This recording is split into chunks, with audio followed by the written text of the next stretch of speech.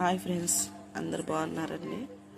సాయంత్రం పూట అండి కట్టెల పొయ్యి మీద పప్పు గోంగూర వండుతున్నాను మట్టి డేషాలో. ఒకసారి చూడండి. సాయంత్రం పూట అన్నం కానీ కూర కానీ ఈ మట్టి డేషాల్లోనే వండుకుంటాము. ఒకసారి చూడండి ఫ్రెండ్స్.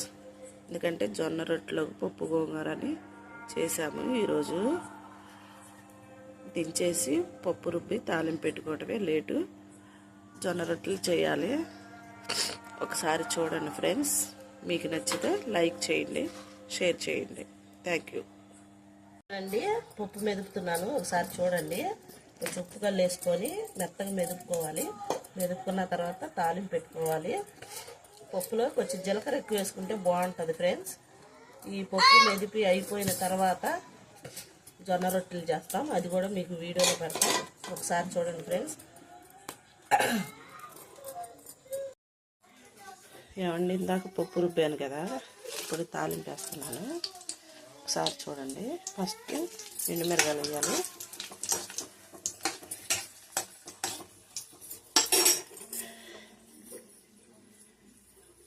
ఎండుమిరగాయలు కాలిన తర్వాత కొంచెం పప్పులోకి చిన్నిల్లిపాయలు నల్ల కొట్టుకొని వేసుకుంటే సూపర్ టేస్ట్గా ఉంటుంది. ఆగాలి.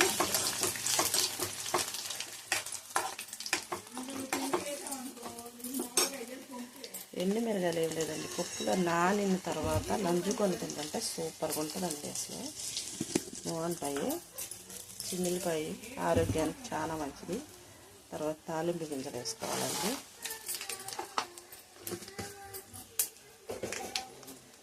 ఇందాక చెప్పాలండి, పప్పులో జీలకర్ర వేసుకుంటే చాలా బాగుంటుందని చెప్పాను కదా. పప్పు గోంగూరలో ఎప్పుడైనా కొంచెం జీలకర్ర ఎక్కువ వేసుకోండి, బాగుంటుంది. సిమ్లో పెట్టుకోండి. కొంచెం ఇట్లా తిప్పుకొని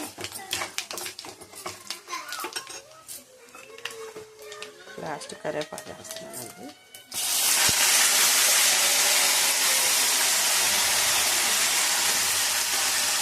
లేదా అర్థం అనుకున్నాను కదండి.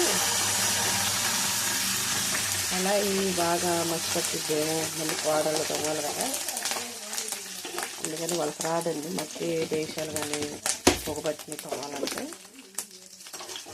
అందుకని ఇలా వేసి పప్పులో కలుపుతానండి. ఒకసారి చూడండి.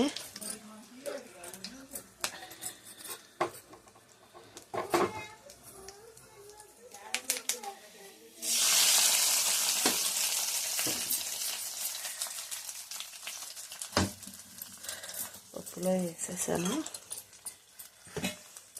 కొంచెం కలుపుకొని కొంచెం దాంట్లో కొత్తిమీర వేసుకుంటే సూపర్గా ఉంటుందండి.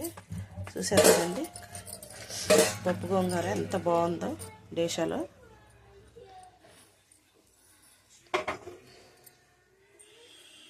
ఇదండి, ఇది పప్పు గోంగూర, ఇది అన్నం. ఈరోజు మా వంటలు పప్పు అన్నం. ఇది పప్పు డేషా, ఇది అన్నం డేషా. ఓకేనండి. మీకు నచ్చితే లైక్ చేయండి, షేర్ చేసుకోండి. అంటే కొత్తగా మాట్లాడుతున్నానండి, కొంచెం భయంగా ఉంది, ఏమనుకోవద్దు. ఒకసారి వీడియో చూడండి ఫ్రెండ్స్. ఉంటా మరి. అందరికీ గుడ్ నైట్.